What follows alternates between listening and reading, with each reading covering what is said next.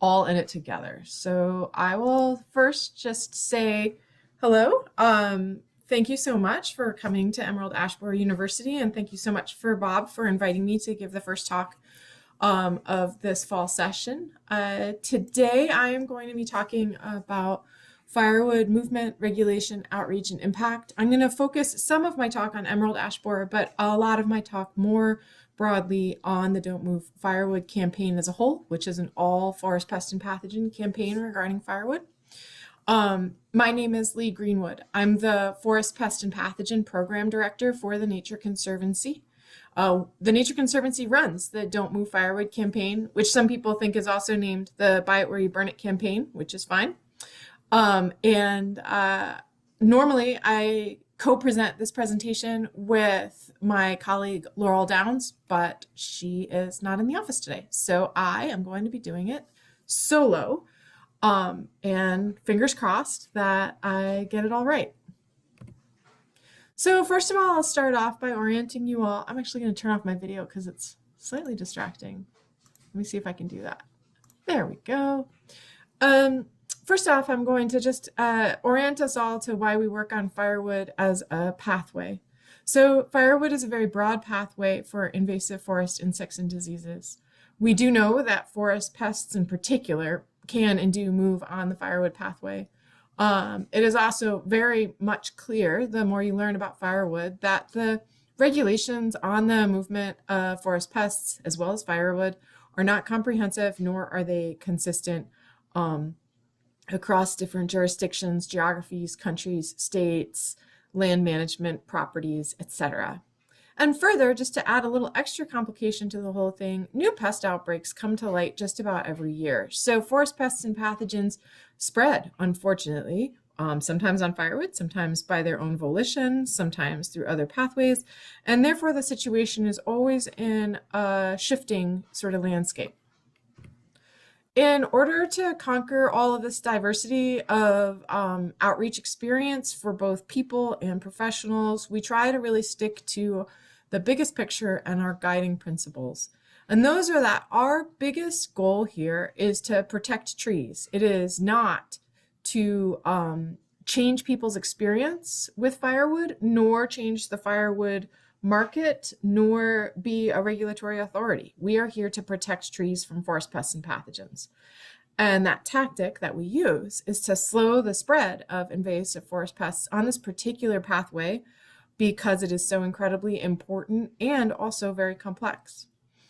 We do not target every single resident of the US and Canada in our outreach. Instead, we really try to focus on the approximately half or maybe even up to about 60% of people in the US and Canada who say that they use firewood at some point in any given year, as well as we also really try to reach out to people like you, stakeholder group educators, people who are doing the hard work of attempting to get the word out on firewood's importance for forest pest movement.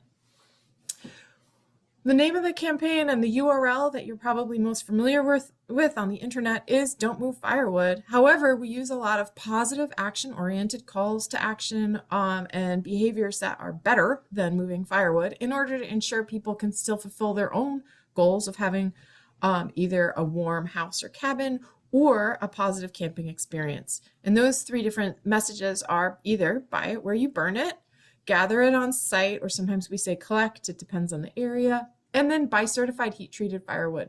That last one, buying certified heat-treated firewood, is only regionally appropriate. There's some places in the United States and Canada where you really can't find buying certified heat-treated firewood in a store. So we would not suggest it in those areas. And we'll get into some of those important differences momentarily.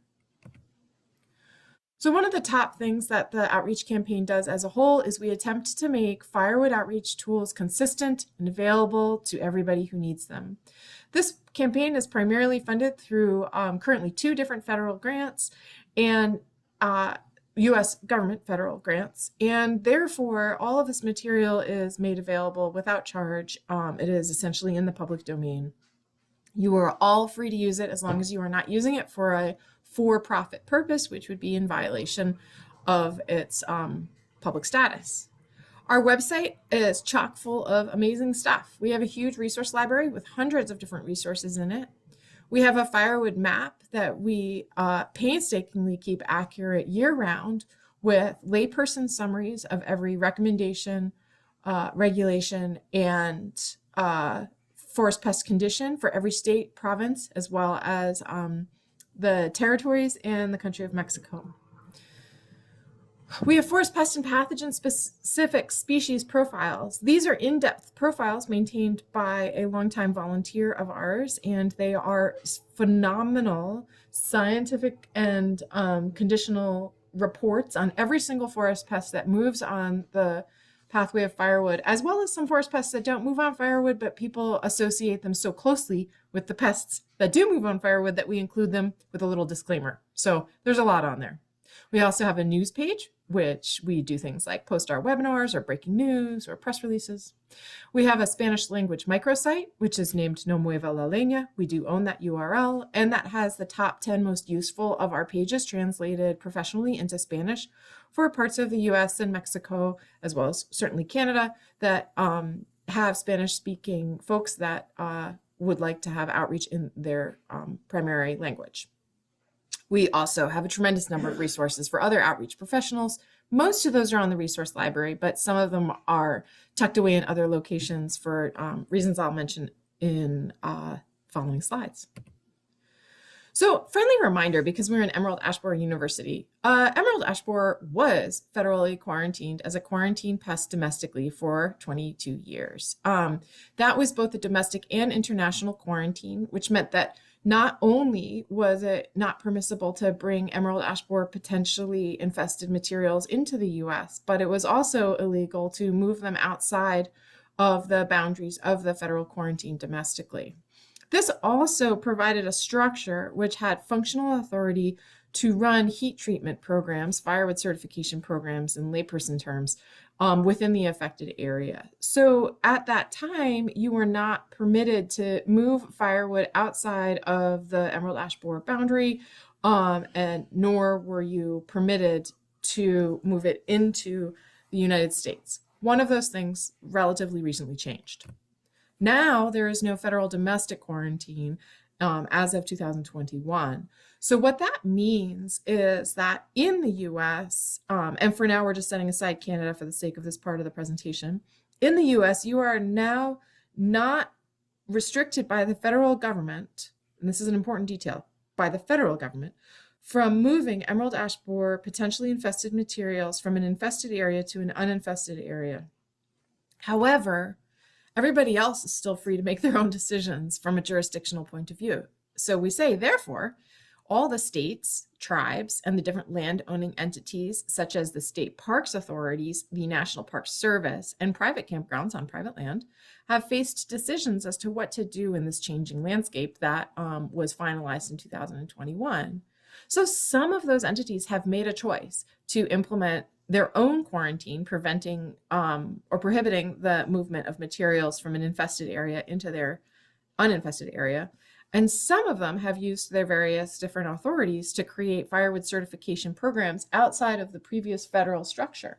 That federal structure was through the authorities of USDA-APHIS for their domestic quarantine, and it gave them essentially the legal framework to put in place a firewood certification program. But the thing is that once that quarantine was lifted for the domestic movement of materials, that framework shifted, and it no longer was applicable for emerald ash borer in those areas for firewood certification. So a lot of things changed, is the short of it. Now, there's two types of quarantines, which can honestly be really confusing. So I'll just give you a quick primer in case you're not familiar with quarantine language. So an external quarantine prevents things from coming into an area. So the external issue is, for instance, emerald ash borer that should not be moved into California. That would be an external quarantine. But then there's also internal quarantines. So that would be like emerald ash borer in and around Portland, Oregon, in the currently worrisome infestations in the counties of Oregon that I'm going to talk about later. You don't want that firewood leaving that area and going to the rest of Oregon. So that would be an internal quarantine. So there's both protection of a resource and containment of a threat. So that's the two different types of quarantines. In most cases, I'm going to be talking about external, so protection of a resource, but it does vary. And most pest quarantines held by states are based on, most quarantines are pest-based. And because they're pest-based, firewood becomes not the subject of the quarantine, but it becomes one of the regulated articles, which means emerald ash borer can travel in lots of different ways. It can travel in firewood, it can travel in nursery stock. In theory, it can travel in very poorly made wood products that have bark and lives still on them and haven't been seasoned or heat treated, such as wood packaging material or handicrafts. So that's not a firewood quarantine. That is a pest-based emerald ash borer quarantine that applies to firewood in this sort of legal framework. So regulated articles are all those different examples that I gave plus many more. And generally speaking, when we talk about a regulated article, it cannot cross a quarantine boundary without some sort of safety measure. Appropriate treatment, in some cases, inspection is appropriate, but not all. Some sort of a certification or a written exemption. So in order to untangle this tremendously complex environment, we, the Nature Conservancy, through the Don't Move Firewood campaign, have been building this thing called a firewood comparison report for the last couple of years. And it is only based on state and territorial information for the United States. And it focuses on firewood, so not on emerald ash borer specifically. And we talk about all of the relevant regulations, certifications, and outreach statuses across the United States to try to demystify it. As we have built this, which started in 2021 and now continues to today with updates, we have discovered that one of the most useful aspects of it is that people did not know what they didn't know. So when we ask somebody, hey, does your, somebody with the Department of Agriculture, does your state have the capability to certify firewood, even if you're not doing it? Could you do it if a private producer requested a certification program? Sometimes we encountered State Department of Agriculture staff that actually did not know the answer to that question. And that became a really useful conversation, totally separately from our outreach and education focus, in terms of making sure that our partners all understood what their capabilities were and what they were choosing to do or not to do actively, especially after the deregulation of the domestic quarantine for emerald ash borer. So we have three major pieces that I will go through today, as well as other pieces to the firewood comparison report. But in short, it's just a snapshot of the firewood relevant regulations, certifications, and outreach. We are updating it right now. This slide, I realize I did not quite finish up. Will be updated this summer. That would have been this summer. Will be finalized in the next couple weeks. This year's updates just took longer than we expected, but it is accurate that the latest available public version is April 2023. And I would say by a huge margin, the biggest takeaway that you should all have is that we all have a big need for more consistency between states, between agencies, between partners, between countries. It is very clear from the comparison report that there's a lot of comparisons to be made, which means it's not very consistent. So let's start out with a briefing on the firewood relevant statewide external quarantines, rules, and regulations. So remember, that's materials from outside not being allowed to be moved in. In order to make the color scheme a little more obvious, this is the April 2023 map. And what I will tell you is that the kind of bronze colored or copper colored states here, they have very broad authorities that they execute to prevent the movement of potentially infested firewood of any sort into their state. So all out-of-state firewood has a regulation that it applies to it. And some of those regulations are not legally speaking, say, quarantines. They might be rules or they might be orders, like the language varies. But the thing to remember is that it is all out-of-state firewood. Some states in April 2023 were having discussions broadly that either have or have not panned out at this time. It is now, I think you all know, October 2024. So more than a year has passed. So the three states, Hawaii, Illinois, and Michigan, that have these sort of bronze colored boxes on them, those were the ones that at that time were having a discussion. But I do know that through our updates, for instance, Hawaii is not going to be able to move forward with the ideas that were being discussed back in 2023 for an all out-of-state firewood quarantine. That is not moving forward. So for instance, we already know that Hawaii's color coding will not turn all bronze for 2024, and instead it will likely remain that sort of sand color. We also have some states that have some out-of-state firewood, depending on certain conditions, prohibited from moving into their states. That's the sort of butter yellow color: Connecticut, Utah, Oregon, California, Nevada. California's version of some is so incredibly well dispersed across different types of wood and different types of pests that it functionally does approach an all out-of-state firewood quarantine in terms of its coverage, but legally speaking, it is not an all out-of-state firewood quarantine. So we leave it in the some category. This report and this particular page of the report is all available online. And at the end of this presentation, I will be posting those links in the chat. So let's go to the next page. Not rules, but certifications. So in many cases, those rules that you saw on the prior map, exemptions, and rightfully so, for certified heat-treated firewood. But the thing is that a lot of states do not have the ability to certify firewood right now, legally speaking. So their private businesses do not have the ability to work with a regulatory authority that provides a certification program. The states that do have that authority in place, whether or not they have a producer using it, is not indicated. And in some cases they don't, but the legal authority is there. Those are the dark green states. So for instance, if we look at Massachusetts, Massachusetts has a firewood certification program that it could implement on request. And my guess, although I don't know for sure, is that they are certifying some firewood in Massachusetts as certified heat treated to whatever standard is appropriate in Massachusetts regulation and law. In contrast, Connecticut does not currently have a program, nor does it have current intent to develop a program as of April 2023. I do not know off the top of my head if any of these have changed in the last year and a half. So it is entirely possible that this map is slightly out of date and that some of these changes, especially the two proposed changes in Illinois and Michigan, have actually taken place. So just a quick disclaimer on that. Given it is currently October 2024, there's probably been a few changes to this map.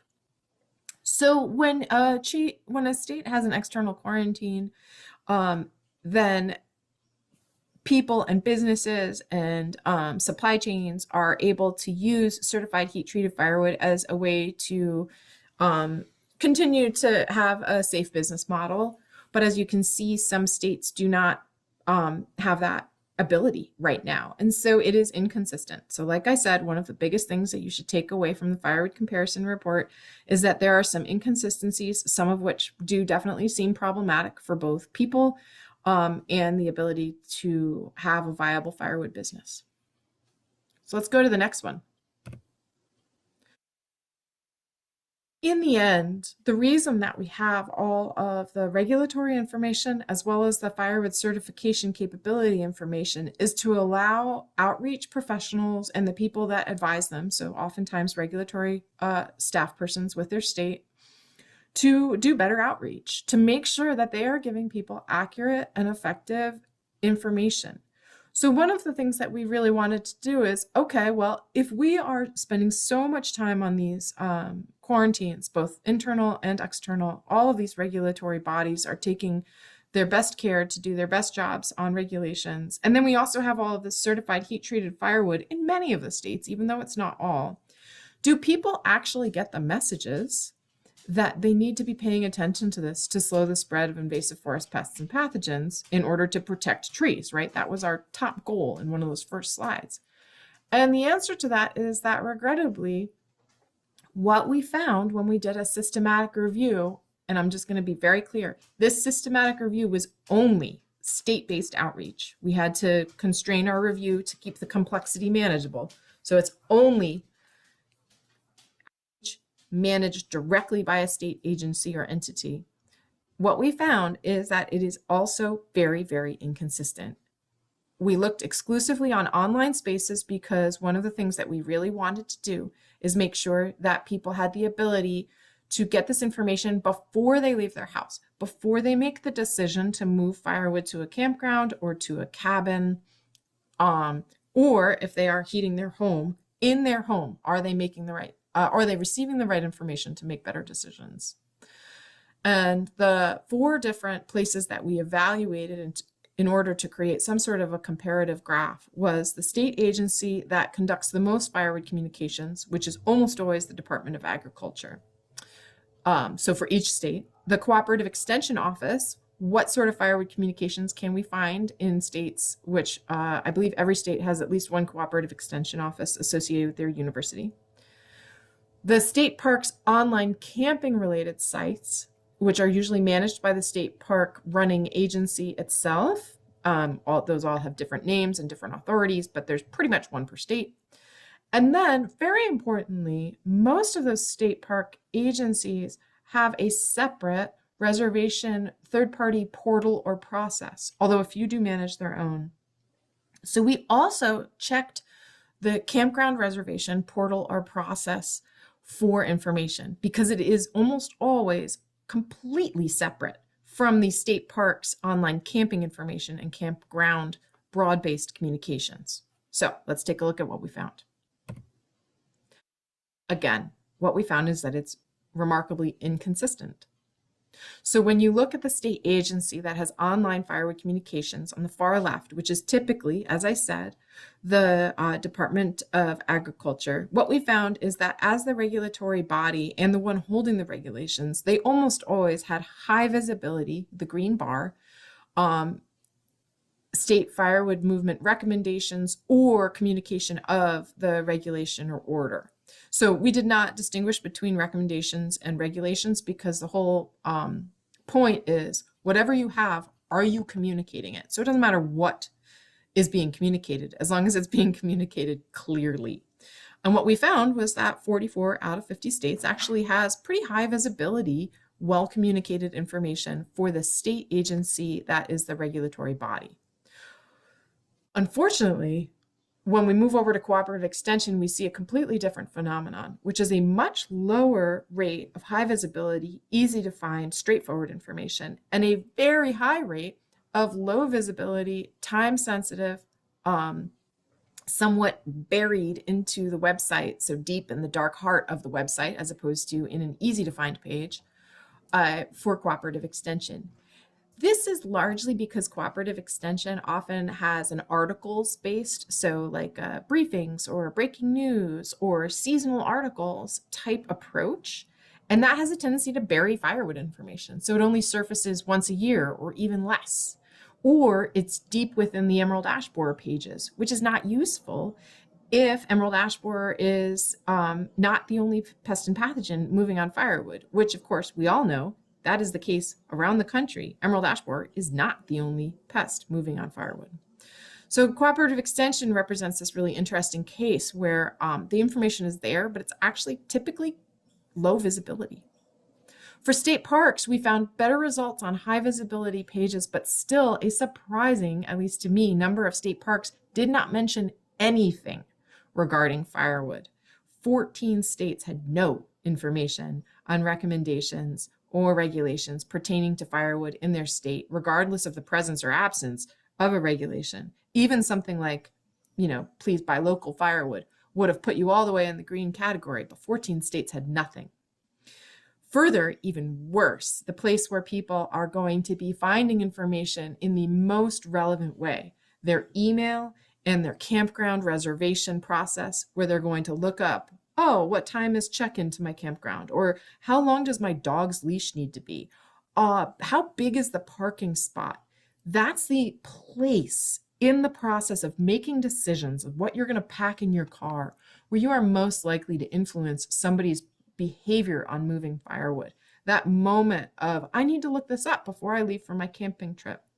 And regrettably, nearly half the states, 24 states, when we did the report in 2023, had no information pertaining to firewood in their reservation process or email or pages. That was really disappointing because this is the best opportunity, and it had essentially the worst results in our firewood visibility comparison report.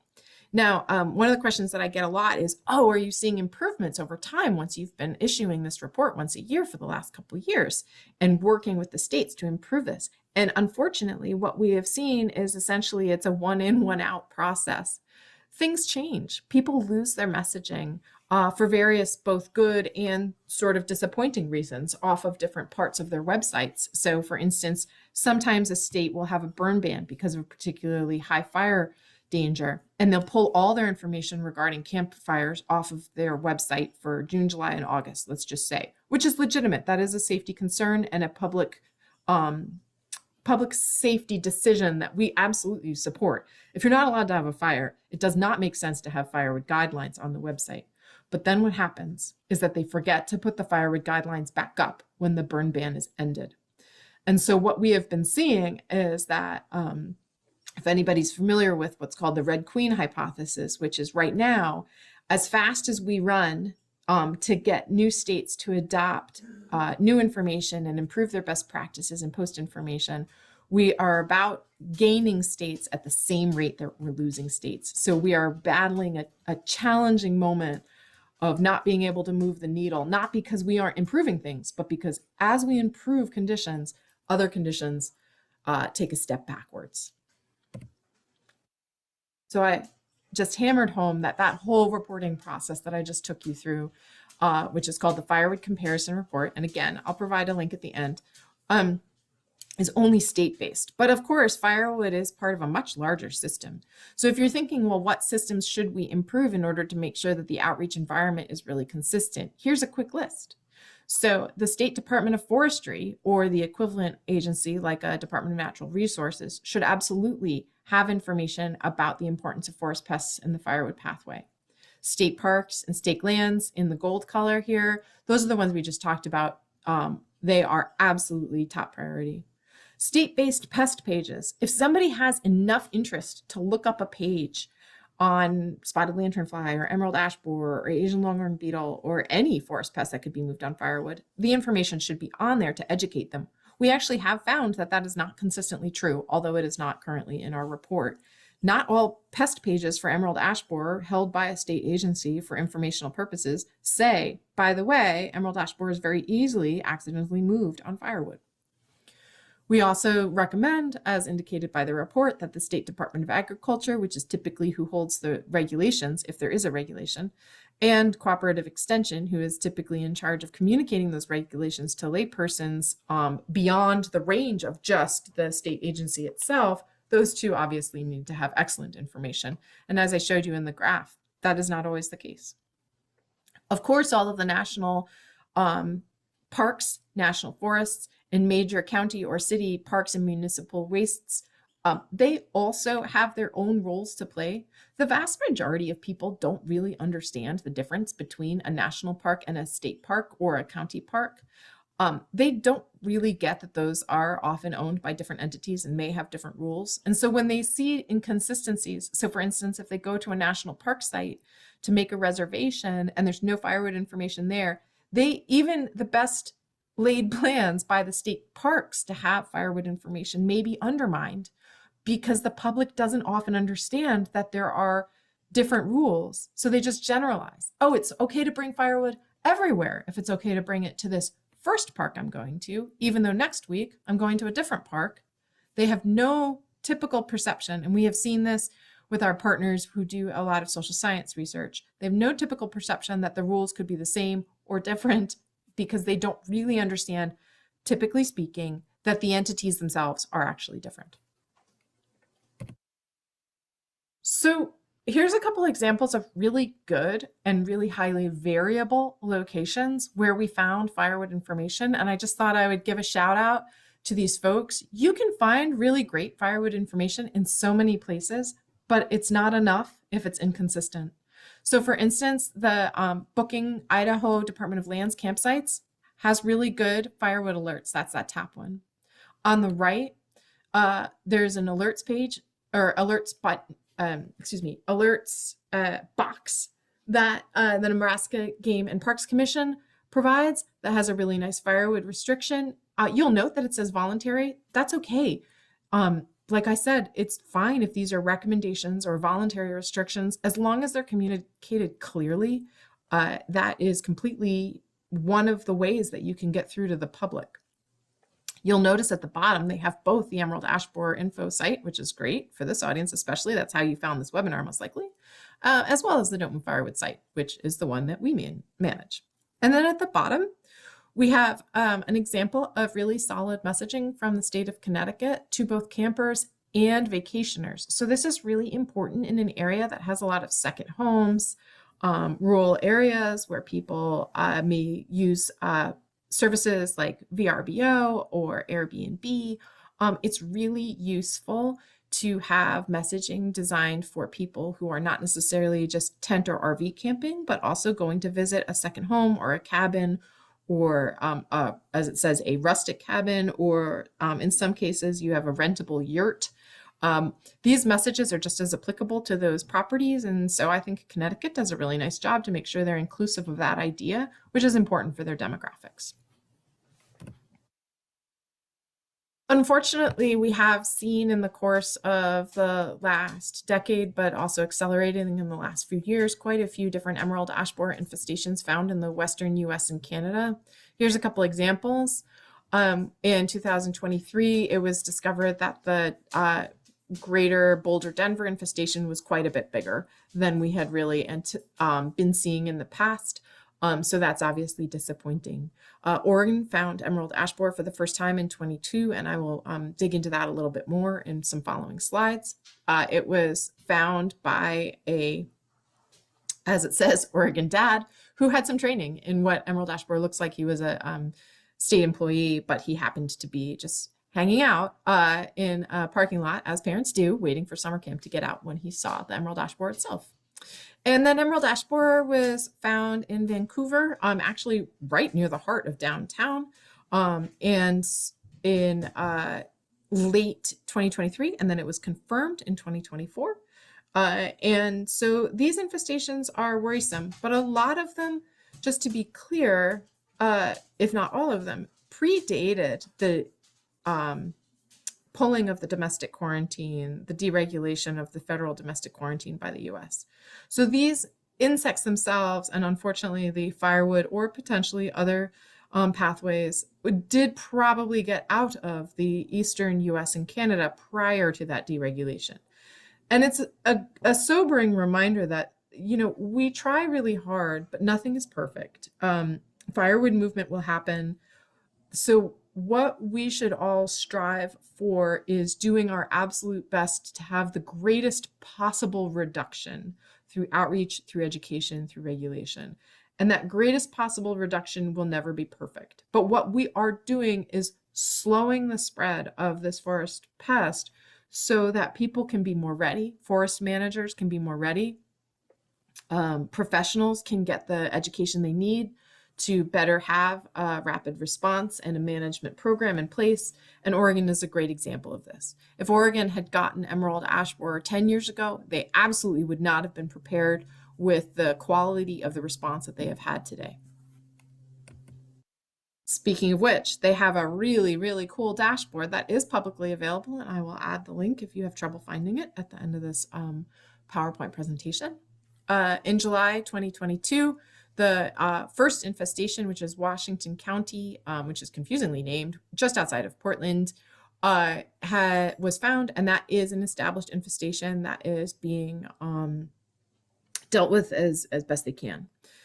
In July 2024, 3 additional confirmations were made, and right now, just as of last week, I was speaking with the state plant regulatory official of the state of Oregon, which is Chris Beneman, and she let me know that right now what they believe is the case is that the Yamhill County infestation, which was a single adult, is probably an adult dispersal event. So essentially that is not yet an actual breeding infestation within the ash trees of that area. But the other two finds that they had in Clackamas and Marion do appear to be established infestations with trees that are clearly infested with emerald ash borer. So essentially, what Oregon is looking at is a complex system with currently 3 known infestation areas, and then also dispersal events that are occurring because this is an insect that can fly. And so it has a complex, slow the spread technique that's necessary. And you can just see that in the fact that one of those finds appears to have been just a single insect dispersal event that was caught in a trap. Partially because of the strength of the work that we've done and the need in Oregon, we have been able to now get new funding through the bipartisan infrastructure law. We have a new 2-year program, so the Nature Conservancy was able to access funds through this federal grants program. These funds just were finalized very recently, so we haven't really begun to put, as they would say, boots on the ground towards this program. But it is not emerald ash borer specific, despite the fact that Region 6, which is Oregon and Washington in the U.S. Forest Service regional structure, does have emerald ash borer both to the north in Vancouver and in Oregon itself. We will be doing an all taxa approach, as is the way that Don't Move Firewood operates. In this picture is polyphagous shothole borer. It's one of my favorite photos because it shows the extremely dense infestation rates of polyphagous shothole borer in infected firewood. And so what we will be doing is doing our best to reduce the movement of firewood both within Region 6, again, that's Washington and Oregon, as well as from places like California or the East Coast where firewood has other pests, such as the shothole borer complex. Some of the other things we do get pretty tricky. So we are doing a research project, wrapping up a research project right now, where we are testing the different messages and how they resonate with people online between emotional and protective language, as well as scientific and factual language, in order to better understand what resonates best in social media environments. We do not test negative or militaristic language because we know that while the social media metrics show very high numbers, that is because people argue and pursue unpleasant lines of communication when you use negative and militaristic language. And that is not how we believe you will change human behavior for the better. So instead of going for raw numbers, we are going for the best way to change human behavior, which we believe will be either emotional and protective or scientific and factual. And hopefully we'll be doing presentations this coming spring with the findings of this message frame testing project. So that's one of our ongoing projects, but I thought I would kind of wrap up this presentation with some of our partner collaboration highlights, and then we can get to question and answer. We collaborate directly with the North American Invasive Species Management Association, who is the manager of the Play Clean Go outreach campaign. They have an awareness week as well as year-round events and opportunities, and we do our best to make sure that we cross-collaborate with Play Clean Go.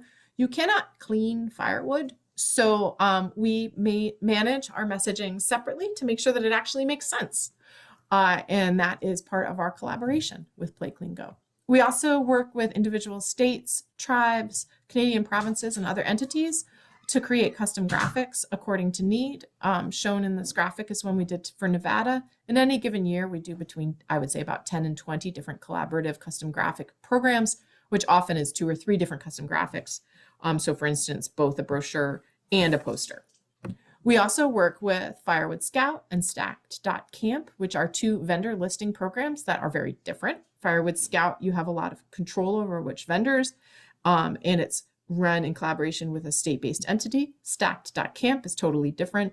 It is run as a pure crowd-sourced vendor mapping system. So we work with both of those to make sure that their messaging is at least not confusing, and ideally does reflect Don't Move Firewood related best practices. And then we also work with other federal entities when it is important. So for instance, there is a Firewood Bank grants program run by the Forest Service right now. And we have done some professional education to reduce the chance that these firewood distribution centers for low-income people who are struggling to heat their homes are following best practices so that these charities and churches and nonprofits that run the firewood banks are not unintentionally moving forest pests and pathogens during the course of their very, very important missions. Sometimes when we have the funding available, we also do paid advertising through a wide variety of different outlets. Right now, we actually do not have funding for paid advertising in this current fiscal year, but we do have a history of being very successful with it. And hopefully in the future, when we have the funding for it, we will bring that right back on board. We also do a huge number of different custom projects, like I mentioned, approximately 10 to 20 a year with different states or tribes or provinces. And here's a couple examples. We really try to make sure that these are customized for the region that they're going to be used in. So for instance, on the left, that's for Nevada. That has Nevada-based reporting information as well as a sort of Sierra Nevada scene to resonate with the forests of Nevada. On the top right, we have North Dakota, which is very proud of its beautiful striped Badlands hills and its river and riparian areas that have beautiful trees. And so we depicted that in our artwork. And then on the bottom right, for a billboard, billboards need to have minimal words and eye-catching imagery. We went for a really stark look for that South Dakota billboard so that people would look and read, but not crash their car while driving 60 to 70 miles an hour or more through the state of South Dakota. And then, of course, we have a huge archive of social media images. You can find those images on our resource library. The link is at the bottom, or if you just go to Don't Move Firewood, you will be able to find those in the resource library tab. Woo, almost done, everybody. So we have a big outreach event calendar throughout the year. Right now, it's Firewood Month, which is why I am coming to you live via this webinar. But we do other events throughout the year, and this is just a few highlights. I love National Moth Week. It's actually typically about native moths, but we talk a lot about spongy moth and moth lookalikes like spotted lanternfly and how important it is to know your moths. So we can connect public outreach and education to nearly any outside event that involves either forest pests and pathogens or firewood users. And I will close and say many thanks to especially USDA APHIS for their long-term and continued financial support of this program, as well as our new funders for the Special Region 6 project for Oregon and Washington, the U.S. Forest Service Region 6 State Private and Tribal Forestry. And if you have questions, my email as well as my colleague Laurel's email are on the page. And I am now willing to take questions. And I'm glad we have about 15 minutes left. That's just what I was hoping for. All right, thank you, Leigh. That was a great presentation. We did have one question pop up in the chat already. They're asking, are there estimates of how much firewood is moved across state lines? That is a really, really good question. I have not seen estimates of how much firewood is moved across state lines. What I have seen is a lot of really useful information about how firewood is intercepted specifically by the agricultural check stations run by the California Department of Food and Agriculture. So that is a mandatory stop and discuss. And if anyone's ever entered the state of California with a piece of fresh fruit, you will know what I'm talking about. What we see when we speak with our good colleagues at California Department of Food and Agriculture is that they do regularly intercept and sometimes confiscate firewood at those border check stations from all over the country. So you will get firewood, and this has happened, with spotted lanternfly from Pennsylvania being intercepted by the California Department of Food and Agriculture agents at the California border. It is impressive how much firewood gets moved very long distances in extremely unpredictable ways.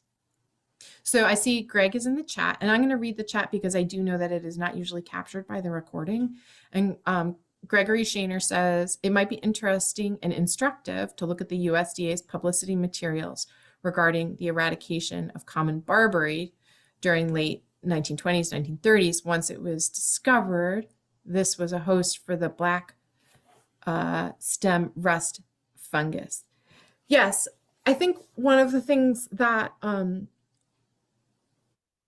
we tend to forget as a collective is that firewood as well as nursery stock has been known to be a problem for the movement of forest pests and pathogens for in excess of 100 and let's go with 30 years.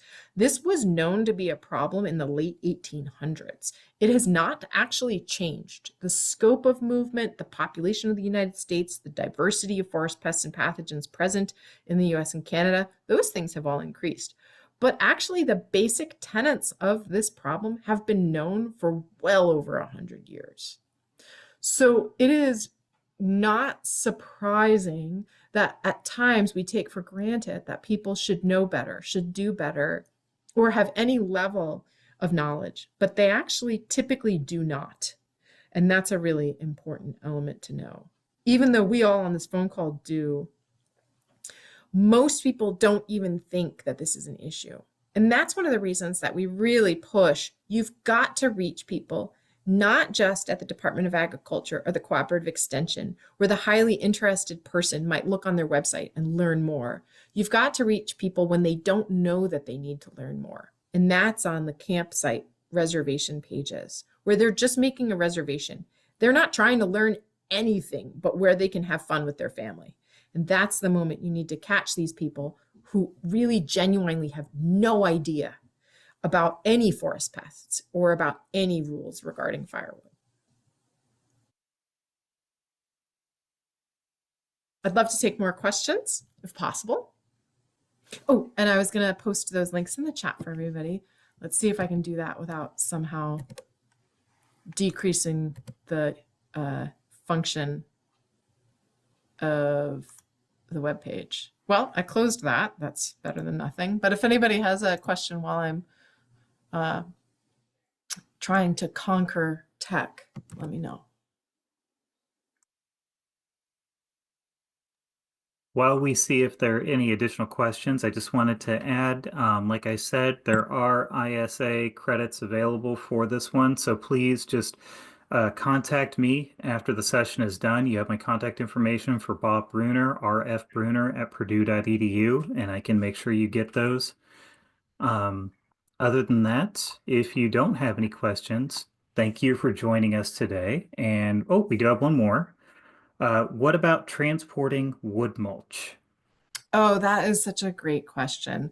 So wood mulch is considered a regulated item for many, but not all, forest pests and pathogens.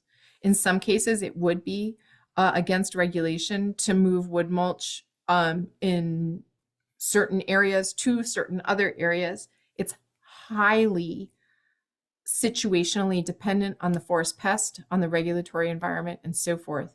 But I can tell you that many people, many forest pests easily can be transported intact and able to survive and then infest nearby trees in wood mulch. So there are many cases where moving wood mulch is not a good idea, or it is against the law. The shorter distances, the better. So for instance, I live in a medium-sized city. When I go to purchase wood mulch, I try to purchase it from our city's municipal composting and like wood processing facility, which is, one of the services of our city government. That mulch is not from out of state, it's local. So the chance that I would be accidentally moving a forest pest from that mulch that I'm buying from the city to my property is very minimal. So that sort of best practices helps reduce the chance that you move forest pests in any materials, including wood mulch. I will just add, I added 3 different links as promised into the chat. One is our comparison report for if you'd like to do a deep dive into some of these issues of regulatory importance, as well as the comparison between different outreach statuses and states. The next one is if you really want to learn about best practices for regulation and outreach. In 2020, the National Plant Board published a comprehensive report that's extremely helpful. I'm a little biased because I was a co-author on it. And that is easily found at the website listed there, firewood.nationalplantboard.org. And then if you're really interested in seeing that cool ArcGIS dashboard that I showed you for the state of Oregon's emerald ash borer response and confirmed infestation mapping, it's got a not very helpful URL. So please just click on it immediately or copy and paste it because it took me a minute to find it when I was looking for it. But it's a great resource and it is publicly available. And Bob put his email in the chat for anybody who needs to access it so that it's easier to copy and paste.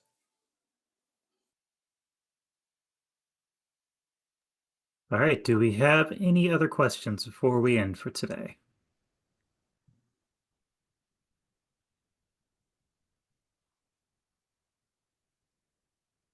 All right, I am not seeing any come up, so thank you everyone for attending today. And Leigh, thank you very much for sharing your knowledge with us. We really, really appreciate it. You're welcome. Thanks so much for having me. And Bob, can you just clarify, will this be posted on Emerald Ash Borer University for anyone who may have missed the webinar?